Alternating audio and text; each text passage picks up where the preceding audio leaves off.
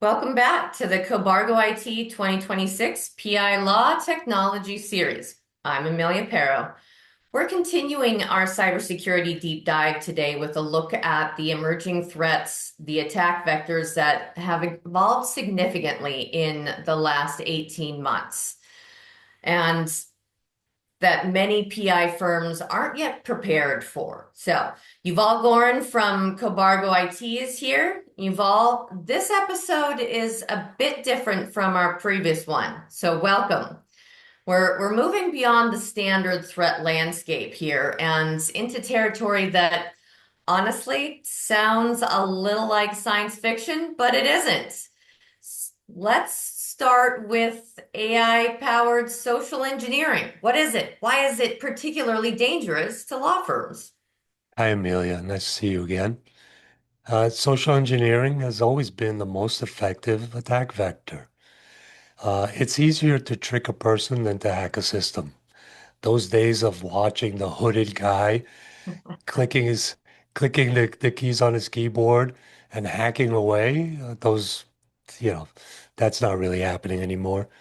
What AI has done is industrialize and personalize social engineering at a scale that wasn't previously possible. Here's what I mean.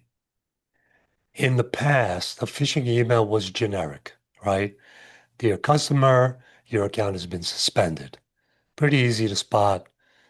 Today, an attacker can use AI to analyze your firm's LinkedIn presence, your website bio, your recent legal filings, your staff social media, and it can generate a highly personalized email that sounds like it came from a trusted colleague, complete with references to your actual cases, clients, and firm culture. It creates familiarity and trust. The other piece of this is voice cloning and deepfakes. Attackers are now using AI to clone voices, sometimes from as little as like 60 seconds of an audio pulled from a YouTube video or a firm podcast. And they use that voice to impersonate senior partners, IT support staff, or even opposing counsel. We've seen documented cases of law firm staff wiring funds because they received a phone call from what sounded exactly like a senior partner authorizing the transfer. So for PI firms specifically, which often operate with a small administrative staffs and a culture of deference to partner authority, this is a significant risk. Yeah, it's wild. Walk us through the supply chain attack threat. You mentioned platforms like Move It and ShareFile in the report. These are tools that law firms use every day, right? So supply chain attacks are scary precisely because you do everything right on your end and you still get hit because a vendor you trust was compromised. Move It is the example everyone in security knows. Move It is a secure file transfer platform that thousands of organizations, including many law firms, use to send sensitive documents. So in 2023, a vulnerability in Move It was exploited by a ransomware group called CIOP. And they exfiltrated data from hundreds of organizations globally before the vulnerability was even publicly known. So law firms that had done everything right, from MFA to endpoint protection to training staff, what we talked about in the last episode, they still had their data stolen because the third-party platform they used was vulnerable. The lesson is you are only as secure as your weakest vendor. Every third-party platform that touches your firm's data is a potential attack surface. That means that vendor security assessments need to be part of your standard due diligence. Before you adopt a new platform, you must ask what are their security certifications? What's their vulnerability disclosure process? How quickly do they patch known vulnerabilities? And what's their breach notification obligation to you? It also means having redundancy. If your file transfer platform is compromised, do you have a backup process? Is your data backed up somewhere that can't be reached through that platform? Resiliency planning is as important as prevention in this case.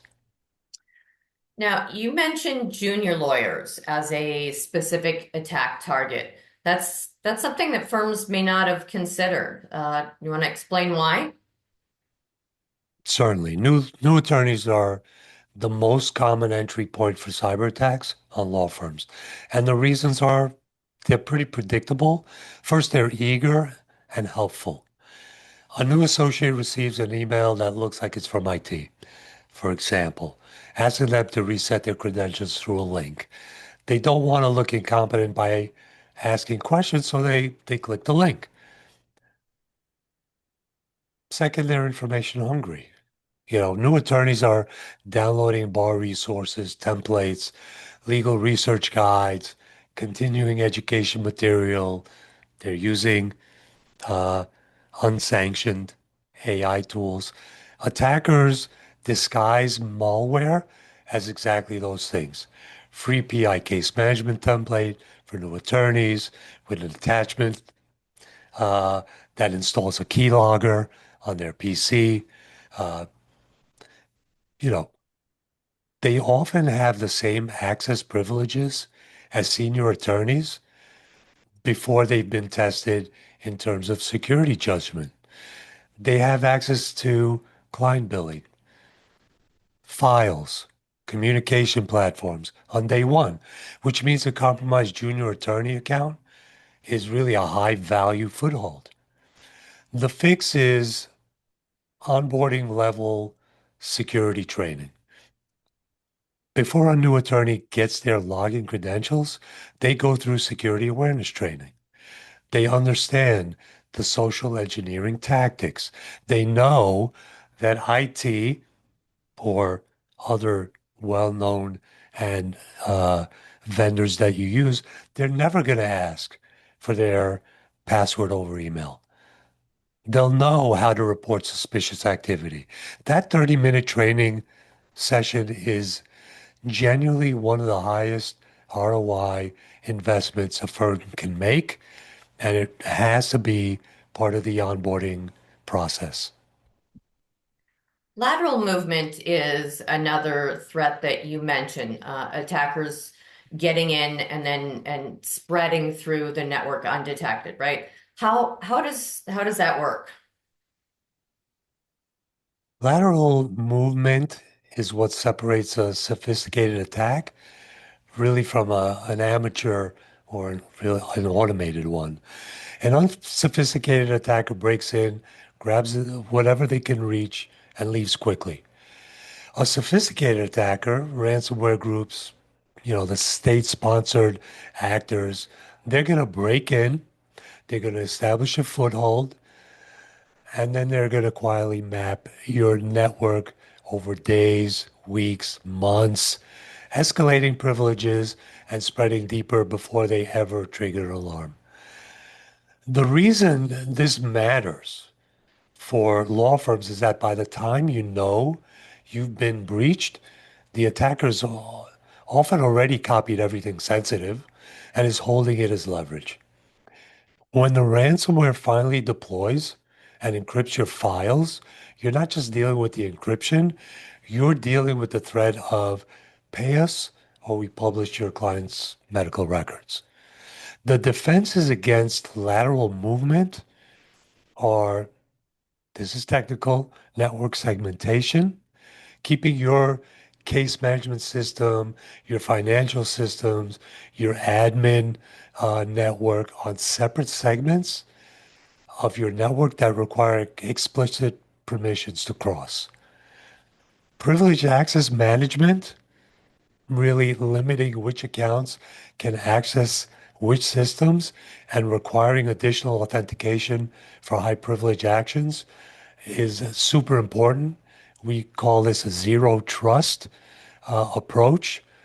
Security monitoring, watching your network for the type of behavior patterns I just mentioned, that kind of attacker behavior, that's part of their lateral reconnaissance that they're doing to find the gaps in your security that they can compromise. Okay. So then give us, let's say the top five things that a firm should do right now based on the emerging threat landscape. So, five practical moves. Number one, implement zero trust architecture, right? What I just mentioned. The principle is simple. Don't trust anything by default, even inside your own network. Every access request gets verified. This is the modern alternative to the, hard outside shell, soft center security model that this type of lateral movement, exploits. Number two, conduct a vendor risk assessment.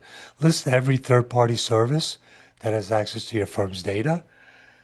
Rank them by the sensitivity of the data that they're going to touch and verify their security posture. Any vendor that can't provide a recent SOC 2 report is a risk you need to address. Thirdly, create a specific deepfake voice impersonation response protocol. Yeah, this sounds extreme, but it's real. The protocol is simple. Any request to authorize a wire transfer, change banking information, or grant elevated system access that comes via phone, even from a recognized voice, requires a callback to a verified and known number. That one protocol prevents a vast majority of these voice-based social engineering attacks. Fourth, establish offline encrypted backups. Your backup strategy is your ransomware recovery strategy. If your backups are connected to that same network that's been compromised, it's worthless. Offline, encrypted, regularly tested backups are your ultimate safety net. Lastly, subscribe to a legal sector threat intelligence service. That could be a SOC, right? The threat landscape changes fast. Being on a mailing list that gives you early warning of new attacks targeting the legal sector before your firm is in the path of those attacks is worth every penny. Rely on your IT team or your MSP to help you with that, to monitor and track and be aware of the next best and greatest vulnerabilities that are waiting to attack. Sobering but essential points. Next episode, we're shifting to the lens to IT management.